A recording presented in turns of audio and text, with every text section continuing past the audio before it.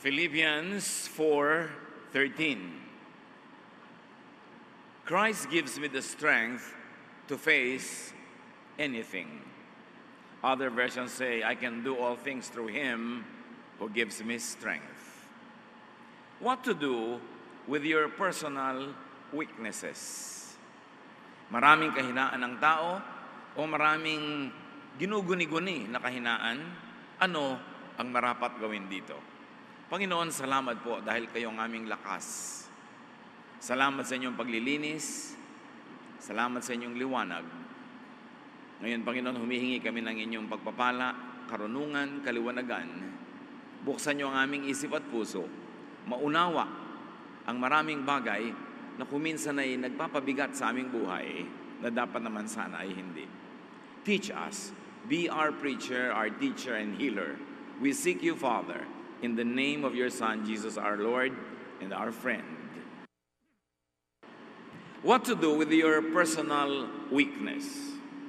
Know and acknowledge your weakness. Kilalanin, alamin, at tanggapin ang mga kahinaan. Romans 7:18, I know that my selfish desires won't let me do anything that is good. Even when I want to do right, I cannot. Yan ang sinasabi ni Pablo, kahit gusto kong gawin ang tama, hindi ko nagagawa. Kahit anong mabuting gawin ko, hindi yun ang aking laging nagagawa. Kinikilala ang kahinaan, kinikilala maging ang pagkakamali. 2 Corinthians 11:27-29, I have worked and struggled and spent many sleepless nights. I have gone hungry and thirsty and often had nothing to eat. I have been cold from not having enough clothes to keep me warm. Besides everything else, each day I am burdened down, worrying about all the churches. When others are weak, I am weak too. When others are tricked into sin, I get angry. So Paul speaks here, acknowledging his weaknesses, his shortcomings, and his very weak human nature, in spite of his great calling and great office. Strengthen your weakness with training and practice. Matapos sa ating makilala, masuri, maihayag ang ating mga kahinaan, ito'y palakasin sa mamamagitan ng pagsasanay. Pagsasanay, maging ang mga athletes, lumalakas sa pagsasanay. Ang mahina ay lumalakas at yung malakas ay lalong lumalakas kung nagsasanay. Spiritual practice. 1 Corinthians 9:7, I keep my body under control and make it my slave. That is physical practice, which is a metaphor also for spiritual practice. Sinasanay natin ang ating ugali. Sinasanay ang asal. Sinasanay ang kilos para maitama ang mali, maituwid ang liko, at mapaganda ang hindi maganda. 1 Timothy 4:8, exercise is good for your body, but religion helps you in every way. It promises life now and forever. So here, yung dalawang uri ng exercise ay pinapakita, physical exercise and spiritual exercise through the practice of correct religion. Makikita natin na laging kailangan ng pagsasanay sa anumang larangan ng buhay. What to do with your personal weakness? Strengthen your weakness with supplementation from other people. May mga kahinaan tayo na talagang kahinaan natin kahit anong pagsasanay at practice ang gawin mo, kahinaan siya talaga. Kaya kailangan tayong humugot ng lakas mula sa ibang taong nasa paligid natin na yung ating kahinaan ang kanilang lakas. Kaya maganda na ang mag-asawa, magkaiba ng mga strengths, magkakaiba rin ng weaknesses, at hindi mo pipilitin yung strength mo ay maging strength niya, kundi yung strength mo ang ibibigay mo sa kanya, at yung weakness mo ay pupunan niya ng kanyang sariling strength. Hindi kailangan magkamukha kayo para kayo magkasundo, mas magkaiba, mas tugma, kasi magkakatulungan kayo sa mga kahinaan. Kung meron tayong kapatid na napakagaling sa isang larangan ng buhay, siya ang ating aasahan, At sa ibang larangan naman, aasa siya sa atin. This is the very concept of the church. Iba-ibang gifts, iba-ibang kakayanan, iba-ibang karunungan, iba-ibang mga katangian, pinagsasama-sama para magkatulong-tulungan. Hindi mo pipilit yung galing mo na makita mo sa iba. Hindi mo ipipilit na yung husay mo ay maging husay ng iba kasi kaya ka nga nandyan at mahusay sa kanyang bagay para matakpan, matulungan, masuportahan yung hina ng iba at yung hina mo naman ay susuportahan ng galing nila. God is not a God of sameness, but God of variety. And in our unity, we find completion through the ministrations of each other and to each other. Kailangan natin ang isa't isa. Ecclesiastes 4:9, you are better having a friend than to be all alone, because then you will get more enjoyment out of what you earn. Mas mainam daw na may kaibigan, may kasama, may katuwang, kesa nag-iisa ka. At kung malakas ang iyong kita, marami kang resources, mas mainam na marami kang kaibigan, share it with them.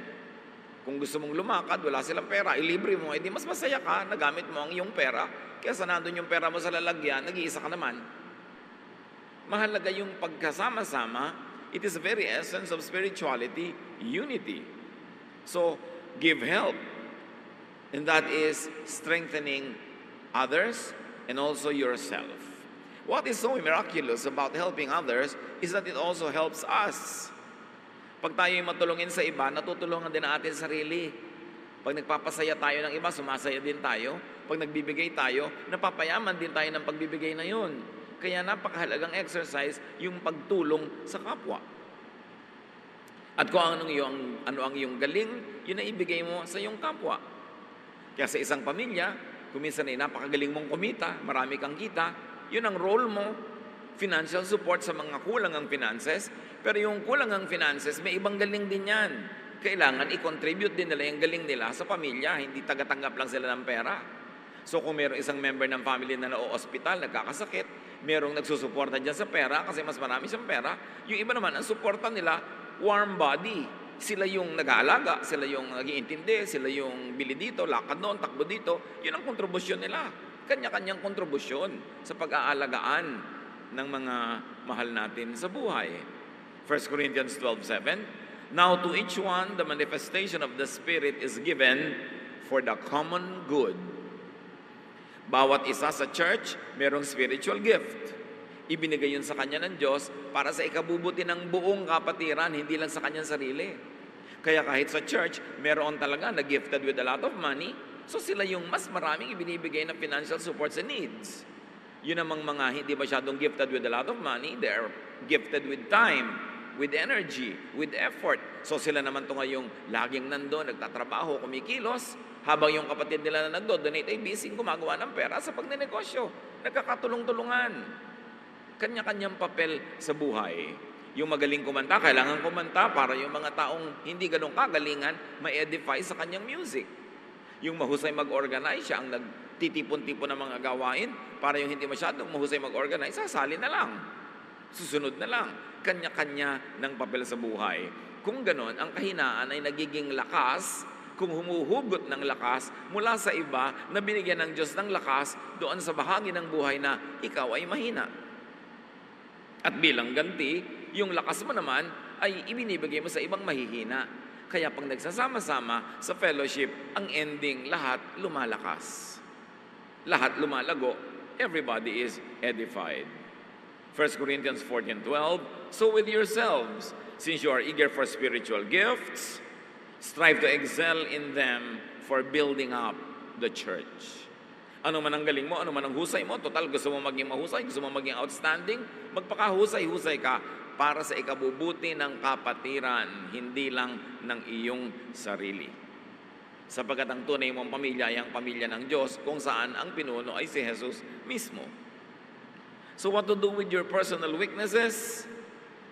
Strengthen your weakness with supplementation from God, from Jesus, from the Father and from the Son. Philippians 4:13, Christ gives me the strength to face anything. Walang mananampalataya na mahina. Sapagkat ang tunay na pananalig ay ito, yung hina mo, iniaasa mo kay Kristo, at ang lakas ni Kristo ay nagiging lakas mo. This is the strength to change, kung dapat mag-improve, or the strength to accept what can't and shouldn't be changed. Dapat malinaw dito mga kapatid. May mga kahinaan tayo na dahil sa ating pananalig at pagsunod kay Jesus ay napalalakas. Pero may mga kahinaan tayo na dahil sa pananalig natin kay Jesus ay di na pinipilit palakasin kundi iniaasa sa pag-ibig, pagpapatawad at walang patakarang pagtanggap ni Jesus. Dapat malinaw yon. Hindi ka pumupunta kay Jesus para lang baguhin ka niya, kundi pumupunta ka kay Jesus para tanggapin niya ng walang patakaran. Yun ang tunay na pag-ibig ng Diyos. Marami kasi merong paniniwala that you join religion to be changed. Well, in practice and in history, that has been the case. Religion has become a reformatory institution. But true spirituality is God accepting you, not God changing you. It is religion who changes people. It is religion who wants to change people so that the people could be controlled, so that behavior could be managed and engineered. Kaya naging kakambalangin ng palasyo ang relihiyon, ang mga political leaders at spiritual leaders ay laging magkakasabwat at nagtutulungan sa pagkontrol sa mamamayan. At ito ang dapat nating linawin mga Kristiyano. God is not in a business of changing you, but God is in the loving business of accepting you. At sa pag-respond mo sa pag-ibig na yun ng Diyos, ikaw mismo ang nagbabago sa iyong asal, sa iyong gawi, sa iyong mga ugali, within what your natural self can allow. Minsan, sobrang expectation natin. Naku, sumali ka sa church namin, lalamig ang ulo mo. Sumali ka sa church natin, magbabago ka. Titigil ka ng mga bisyo mo, magiging ganito ka, magiging ganon ka. Kaya tuloy, ang laki ng pressure sa mga tao pag sumasali sila sa church. O kaya, ang laki na lang ng takot nilang sumali kasi baka sila biglang baguhin o hindi nila makayang mabago at sila'y mabigo. Baluktot ang pananaw natin sa true spirituality. Jesus accepts us. And in response to that love, we begin to calibrate our behavior to the point that we follow in His footsteps. But that is our decision. But the business of Jesus is to accept us and to love us and to cleanse us. Pero hindi yung, ayan, Pastor, pasalihin nyo nga po ang anak ko sa retreat para bumait. Ano yung retreat? Reformatory institution. Yung husband ko po, puntahan nyo para maipag-pray nyo para magbago. Baluktot ang mga pananaw natin sa religious activity or spiritual activity. Dinadala natin ang mga mahal natin sa buhay sa Diyos para makatanggap sila ng walang patakarang pagtanggap at pagmamahal, pagpapatawad, pag-ibig ng Diyos. Hindi para biglan sila ng pressure na magbago. Kaya madalas bigo.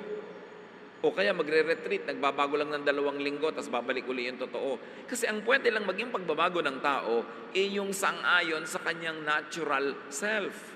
Hindi mo pwedeng baguhin ang isang tao laban sa original way that the person was created by God. Can a leopard change its spots? Can an Ethiopian change his skin? Sabi sa Bible, the obvious answer is no. You don't go to religion to be changed. You go to God to be accepted and for you to feel that love. And in response to that love, you begin to fine-tune, to calibrate, to improve your behavior within your nature. But religious activity or membership cannot change your nature. Because yung nature mo, Diyos ang gumawa nun. Dapat malinaw yun para hindi sobrang pressure sa atin when we become a member of a spiritual community at hindi rin sobrang pressure na ibinibigay natin sa iba. O ano, 3 taon ka nang nagba-Bible study, takot ka pa rin sa dilim. We expect people to change overnight just because nagbukas ng Bible, just because umattend ng church. O ano, Sunday school ka ng Sunday school dyan, malululain ka pa rin, may phobia ka pa rin, natatakot ka pa rin. Tuloy sobrang pressure ang binibigay natin sa kapwa at marami napipilitang magpanggap para lang magmukhang oo nga, nagbago na sila. Tapos pag lumabas yung totoo nila uli, machichismis, nagbabackslide. Kaya napaka-oppressive kasama ang mga baluktot ang mga pananalig. Ang hirap nilang kasama kasi hindi nila naiintindihan na ang Diyos ay nagpapatawad, hindi nagbabago ng tao. Kasi kung ang Diyos ang nagbabago ng tao, di Diyos dapat ang managot sa lahat ng hindi nagbago. Kasi siya pala ang nagbabago ng tao, di lahat ng hindi nagbago, siya ang may gawa. No, God accepts and love us. Warts, wounds, scars, and all. That is the love of God through Jesus that even Christians do not understand. Sobra tayong nagiging legalistic. Member ka na dito, dapat ganito ka na, dapat ganun ka na, dapat ganun ka na. Puro mga panlabas at mga behavioral changes ang inaatupag natin, samantalang ang business ng Diyos ay mag-heal, magpagaling sa pamamagitan ng pagtanggap, pag-ibig, pagpapatawad. Pati si Pablo, na napakalaki ng ministry, maraming mga hindi na bago sa kanya. 2 Corinthians 12, 6-9. Even if I should choose to boast, I would not be a fool because I would be speaking the truth. But I refrain so no one will think more of me than what is warranted by what I do or say, or because of those surpassingly great revelations. Si Pablo, dinala ng Diyos sa ikatatlong langit, to the third heaven. Binigyan siya ng mga revelation na hindi nabigay sa mga original 12 apostles. Ang dami-dami niyang nalaman na higit sa nalaman ng mga kasama ni Jesus at susunod-sunod sa kanya sa earthly life ni Jesus. Pero sabi niya, kahit ganitong surpassing ang revelation na binigay sa akin, marami pa rin akong weaknesses. Marami pa rin akong hindi na bago. At yun ay tinatanggap ko na lang. At iniaasa ko na lang yun kay Jesus. So, but therefore, in order to keep me from becoming conceited, I was given a thorn in my flesh, a messenger of Satan, to torment me. Walang lubos na nakaunawa kung ano yung thorn in the flesh. Pero ang sinasabi ni Pablo, meron akong kahinaan, meron akong kapintasan, meron akong pagdurusa na inihalalapit ko sa Diyos na alisin niya, pero hindi niya inalis. Sa kabila ng katotohanan na ako'y binigyan niya ng great revelation, napakahusay ng ibinigay niya sa aking ministry, pero sabi niya, sa makatuwid, pinanatili ng Diyos itong aking matatawag ng ibang kapintasan o kahinaan para ma-check ang pride ko. Kasi sobrang ibinigay sa akin na spiritual gift. So binigyan ito ng kapintasan o kahinaan, maging kapintasan sa tingin lang ng iba, para hindi naman ako sobrang yumabang. Para may weakness pa rin ako. Para ako'y laging umaasa sa Diyos. Sabi niya, 3 times, I pleaded with the Lord to take it away from me. But He said to me, my grace is sufficient for you, for my power is made perfect in weakness. Therefore, I will boast all the more gladly about my weaknesses, so that Christ's power may rest on me. Ang linaw. Sabi niya, napakadakila ng ministry ibinigay sa akin, ang katalinuhan, ang revelation na binigay sa akin, grabe. Pero sa kabila nun, meron namang ibinigay sa akin na kahinaan. At kiusap ko na ito 3 beses. Pero ang sagot ng Diyos, hayaan mong manatili ang iyong kahinaan para aasa ka pa rin sa akin. Kahit napaka-great ng gift sa iyo, kahit napaka-great ng ministry sa iyo, aasa ka pa rin sa pangunawa, aasa ka pa rin sa kabaitan ng kapwa. Kasi meron kang kahinaan o kapintasan. It was part of the package. Hindi yun inalis ng Diyos. So huwag niyong asahan na kung mo lang kayo ay lumapit kay Jesus, tumanggap kay Jesus, naging member ng isang religious community, ay lahat ng weaknesses ay matatanggal. Meron kang sinasadya ng Diyos na iwan doon para wag kang yumabang, para lalo kang umasa sa Kanya, tulad kay Paul. 2 Corinthians 12:10, yes, I am glad to be weak, if it is for Christ, because when I am weak, I am strong. Sa inyo, may kahinaan ako. Mayroong kulang, may kapintasan, pero habang iniaasa ko sa Diyos yon, nagiging lakas ko yon, kasi yun ang nagiging entry point ng Diyos sa buhay ko. Mahirap kasi maging entry point ng Diyos sa atin yung ating strength, lalo't kung napapayabang na tayo, nagiging mapagbataas, pero yung weakness mo na lagi mong iniaasa sa Diyos, yun ang pinakamadaling entry point ng Diyos into your life. So, don't expect yourself to be strong in every area, and don't expect others to be strong in every area, because in God's infinite wisdom, He has allowed this thorn in the flesh, not only in Paul, but in many of us. At doon tayo aasa sa kanyang pag-ibig, sa kanyang pagtaguyod, at sa kanyang patuloy na pagmamahal. Then after doing what you could to change or to improve, accept your weakness. Meron tayong weakness, i-identify mo yan. Magpa-practice ka, gagawin mo ang iyong magagawa para yan ay mag-improve, para yan palakasin. Pero kung nagawa mo na yung sagad, nagsikap ka na baguhin ang isang bagay, palakasin ang isang kahinaan, at kahinaan pa rin yun, pwes tanggapin mo na part yon ng iyong buhay at magiging part yon ng iyong definition of who you are at maaaring maging springboard pa yon for your ministry. 2 Corinthians 12:7, of course I am now referring to the wonderful things I saw. Out of Satan's angels, one of Satan's angels was sent to make me suffer terribly so that I would not feel too proud. Another version saying the same thing, sabi ni Pablo, naku, may kahinaan pa rin ako talaga at yun ay tatanggapin ko na at maaaring yan ang maging sanhi para hindi naman ako maging mayabang. So maging mga dakilang mga alagad ng Diyos, may mga thorn in the flesh, may kahinaan, at kung gusto bang alisin yun ng Diyos, hindi ba niya maalis? Pero kung nandun pa rin yun, kalooban ng Panginoon.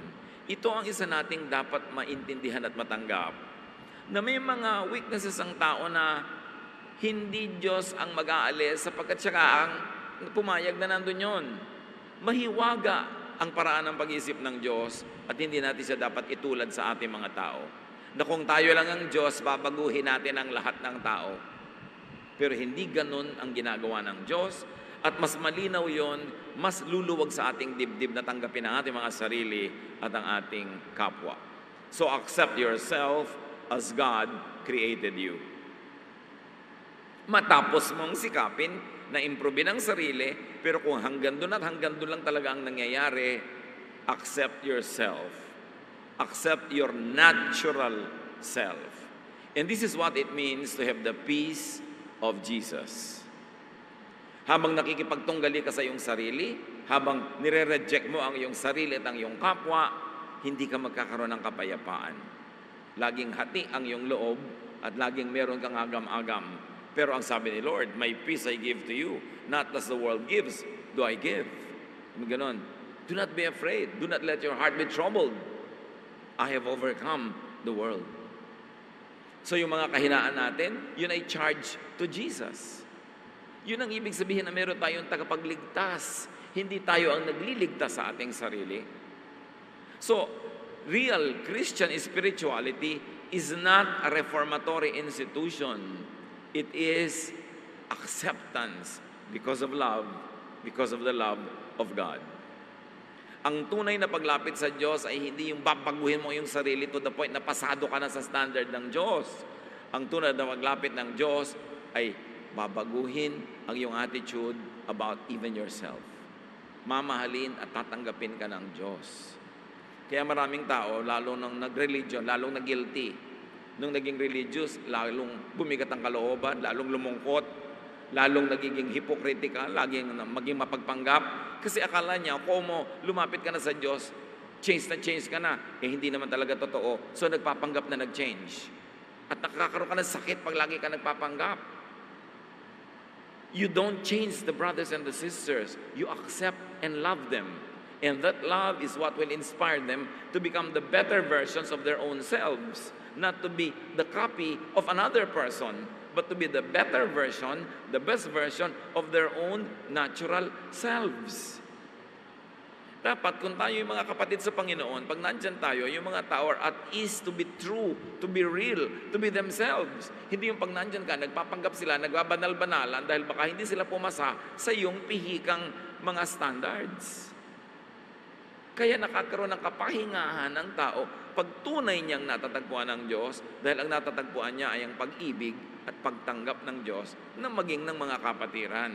Ang mga kapatiran sa church, hindi ka dapat parang pulis na laging nag-iimbestiga, nagmamanman sa kabanalan ng iyong kapwa.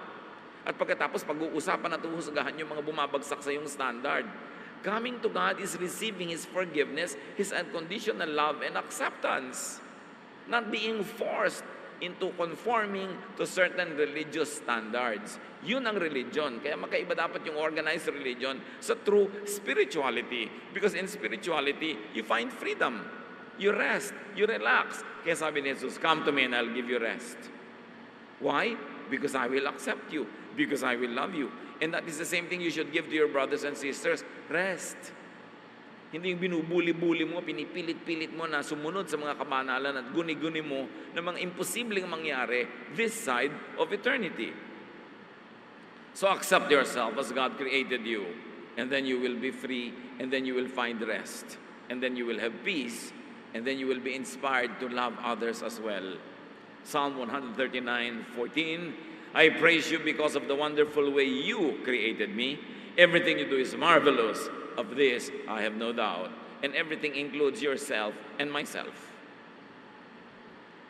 Ang tunay na espiritualidad, hindi mo pinipilit baguhin ang iyong kapwa, kundi natatanggap mo siya ng may pag-ibig, pangunawa, pagmamahal. At yung pag-ibig na yun ang magbibigay sa kanya ng inspirasyon, na ayusin, ituwid ang liko, at magbago ayon sa kaya ng kanyang naturalesa. Pero hindi mo pwedeng baguhin yung nature. Kailangang ipanganak na uli at ulitin ang design. So, God does not change people. Kung may babaguhin ng Diyos, paminsan-minsan, himala. Pero don't expect that. Hindi yung, ayan, sumali ka na sa amin, dapat magbago ka na. Dapat sumali ka na sa amin, therefore tatanggapin ka namin. Yun. Hindi baligtad. God accepts and loves people. It is people who change their behavior as much as their nature would allow. It is people who decide to change their lifestyles as a response to stimulus, very especially to the stimulus of love. Kung binabago ng tao ang lifestyle niya, dapat response niya sa pag-ibig ng Diyos, hindi response niya sa takot na madisiplina at matiwalag. Kasi takot lang yun. Walang kwenta yung ginagawa out of fear. So, importante natin isipin yan, when people become spiritual and change, it is usually in response to God's love, not to disciplinary measures of the church. Panglabas lang yon, nagiging pampaimbabaw. It is always important. So live with and live in spite of your weakness. Kung nagawa mo na ang project mo, na improve ang sarili, ayusin, at hanggang doon lang yon, pues itahimik mo ang iyong puso, live with it. And live in spite of it. At laging ipaalala sa sarili ang Philippians 4:13, I can do all things through Him who strengthens me. Yes, that is my weakness. But because of Christ's love, that also becomes my strength. Because now, in this weakness, I put Jesus, I put His love, I put the love of God the Father, and then that becomes a strength. Not my strength, but the strength of God through Jesus that I enjoy because Jesus is in my heart. And then focus and operate on your strength. Mga kapatid, ang binibigyan natin ng focus sa ating kapatiran ay hindi yung mga kasalanan at kakulangan ng kapwa, kundi ano yung mabuti at maganda sa kanila, at yun ang itanghal, yun ang itaas, at yun ang i-celebrate. Philippians 3:13, my friends, I don't feel I have already arrived, but I forget what is behind, and I struggle for what is ahead. Kinakalimutan ko na yung tapos na. Ang sinisikap ko na lang ay yung darating pa. Pagkatapos ang hilig-hilig ng mga Kristiyano mag-testimony na uungkatin, bubulat-latin ang lahat ng baho nung nakaraan pa. Bakit pa? It is a Western psychology. Ang mga Western people, mahilig silang bulat-latin yung past para magkaroon sila ng catharsis, para magkaroon sila ng luwag ng dibdib. Kaya ako, Kristiyano na ngayon, ito ang dati kong buhay, ito mga pinaggagawa ko. Hindi bagay sa ating mga Pilipino yung ganoon kasi meron tayong pangingimi na salingin at galawin yung mga ganoon masisela na mga bagay. Sa pagkopya naman natin sa mga Amerikano, pati yung mga testimony nila, ginagawa natin sa mga churches na pagchichismis ang katuloy pagkatapos. At pagkatapos, pagka napabalik ka sa dati mong buhay, machichismis ka na mag-backslide. Kaya hindi tayo mahilig yan sa mga testimony. Why celebrate and why make a big deal out of what's already past? Charged to the cross, it's finished. Sabi ni Paul, yung tapos na sa akin yan. Iniiwan ko na yan. Ang inaatupag ko yung darating pa. Napakahalaga na suriin din ang mga pinaggagawa natin sa mga churches. Ito ang aking buhay. Ito ang mga karumihan ko. Ito ang mga pinaggagawa ko. Bakit pag-uusapan pa mga ganon? Mga Amerikano mahilig doon. Pero hindi natin kailangan kopyahin yun. Hindi yun bagay sa kultura ng mga taga-asilangan. Sensitive kasi tayo sa ganung mga bagay. Ephesians 4:28-29, sabi niya, total, nasa Panginoon ka na. If you're a thief, quit stealing. Be honest and work hard so you will have something to give to people in need. Stop all your dirty talk. Say the right thing at the right time and help others by what you say. So ang mga pagbabago dito, behavioral, yung actual things that people do, pero hindi binabago yung kaloob-looban ng kaibuturan ng iyong puso. Kung talagang mahilig ka na kumain ng ganito, hindi kailangang baguhin yon. Kung talagang ikaw ay artistic, hindi kailangan tanggalin yon. Kung hindi ka artistic, hindi kailangang palitan yon. Yung basic nature mo, hindi yun binabago. Ang binabago lang natin yung outward behavior, especially that which affects people in a negative way. So sabi, kung dati ka magnanakaw, tumigil ka na magnakaw. Baliktarin mo yon, magtrabaho kang mabuti, sumobra ang kita mo, tumulong ka sa mga nangangailangan. Dati kang gumagawa ng mga mali, itama mo na para imbes na nasasaktan mo ang kapwa, ay natutulungan mo sila. Pero yung ikaw bilang isang tao, yung kaibuturan na yung kalooban, hindi binabago kasi Diyos ang nagbigay nun. We should know what can be changed and improved, and we should know what should be accepted and even celebrated para magkaroon tayo ng katahimikan sa ating puso. Accept others as God created them. So you don't accept only yourself, but others as well. Ephesians 2:10, God planned for us to do good things and to live as He always wanted us to live. That is why He sent Christ to make us what we are. So pag na-appreciate mo na nilikha ka ng Diyos, at kung may pinayagan siyang sa tingin ng iba ay weakness, ay nandyan pa, ma-appreciate mo pa rin yun na merong katuturan at kabuluhan yun, din mapapayapa ang iyong loob. And you will stop struggling with yourself all the time. John 13:34-35, but I am giving you a new command. You must love each other, just as I have loved you. If you love each other, everyone will know that you are my disciples. Walang sumama kay Jesus na sinabihan niya, aba, magbago ka muna bago ka sumama sa amin. Perfect ka ba bago ka sumama sa amin? Wala ka bang kasalanan? Tinanggap niya ang lahat. At sa pagtagal ng panahon, kapiling si Jesus, people improved and improved and improved in response to His love. But the first act is to accept them and love them. At ganun ang dapat nating ibigay sa kapwa, maging sa ating sarili. Accept people as victims, as products of their personal circumstances. Marami mga tao kaya sila nagkaganyan, biktima. Luke 19, verse 10, the Son of Man came to look for and to save people who are lost. So you begin with that people are lost. And Jesus seeks them out to find them, to love them, to heal them, not to change them. Minsan may nadaanan ako isang Christian bookstore nakalagay, books that will change your life. Yun agad ang idea natin, come here and be changed. Yun ang idea ng religion Pero si Jesus, come and I'll accept you as you are. And then, you can become the better version of yourself in response to my love, in response to the strengthening that you will receive. But being changed is not a requirement. Meron pa ngang sobrang mga conservative churches, magpapa-youth camp, yung mga member nila magdadala ng pinsan, kaibigan na youth, tapos nire-reject nila dahil hindi nila gusto yung suot, hindi nila gusto yung kulay ng buhok ng kabataan, hindi nila gusto yung itsura. Aaten pa lang nga, gusto mo, mukhang santo na. Ganun ang mga religion. Kaya yung mga tao ayaw na tuloy, natatakot. Samantalang, people need love, especially when they don't seem to deserve it. Hindi sa simula pa lang pinipili mo na agad. That is the way of the Pharisees.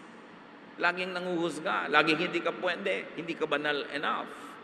John 8:11, sabi ni Jesus sa babaeng babatuhin sana ng mga tao, did anyone accuse you? No, sir, the woman answered. And that's because Jesus defended the woman. Then Jesus told her, I am not going to accuse you either.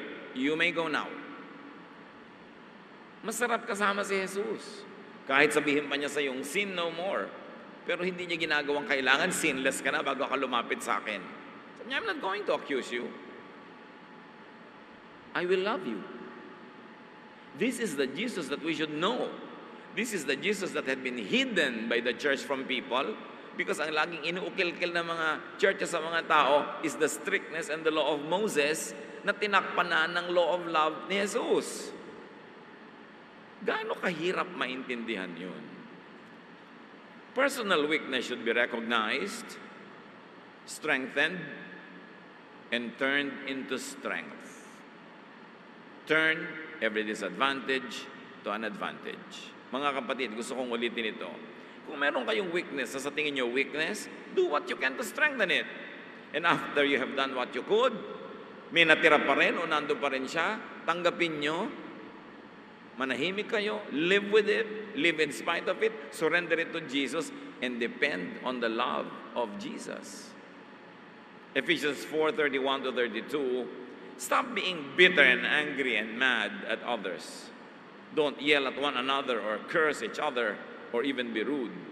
Instead, be kind and merciful, forgive others, just as God forgave you because of Christ. So you apply this to other people and apply this to yourself. Let the love of God through Jesus prevail. Personal weaknesses should be accepted and lived with after you have done what you could to improve on them. Ecclesiastes 3:11-12, and he puts questions in our minds about the past and the future. I know the best thing we can do is to always enjoy life. Do not problematize life. Do not over-problematize even your perceived weaknesses. Surrender it to the Lord and it will become a strength. Or surrender it to the love of Jesus and you will find acceptance and you will also find self-acceptance. Enjoy life because of your strength. Enjoy life in spite of your weaknesses. God loves you anyway. God loves you anyhow. And this is the peace of Jesus. Dear God, teach us to identify correctly our weaknesses, surrender them to you, get strength from you, O Lord, and improve ourselves. And in areas, O Lord, where our weaknesses remain in spite of what we try to do, teach us to be at peace with ourselves, to accept ourselves and others, and to go on living, focus on our strengths instead, and focus on the strength of others also. Patawarin mo kami, Panginoon, kung kami nagiging mapanghusga sa kapwa, maging sa aming mga sarili. Turuan mo kaming umasa, manalig sa inyong pag-ibig, sa inyong pagtanggap. At itong pag-ibig at pagtanggap na ito, ang siya rin naming magamit na pamantayan sa pakikipagkapwa, sa pakikitungo sa aming mga kapwa-tao. Turuan mo kami, Panginoon, na mapanatag ang loob, na matapos sa aming pagsisikap to keep improving, matanggap namin yung mga areas that will remain what is called a weakness. And that is where we depend on you, on your forgiveness, on your love, on your care, and on your support. Father, teach us to be restful, to be peaceful about ourselves and others. Pagbulay-bulayan natin ang kahulugan nito sa ating buhay, mga kapatid. Find very practical applications in your very own life, how you can find rest in spite of personal weaknesses. Lord, as your people remain silent before you, finish this message personally for each one. Speak to us. We thank you in the name of your Son, Jesus. Let's be alone with the Lord in silent reflection.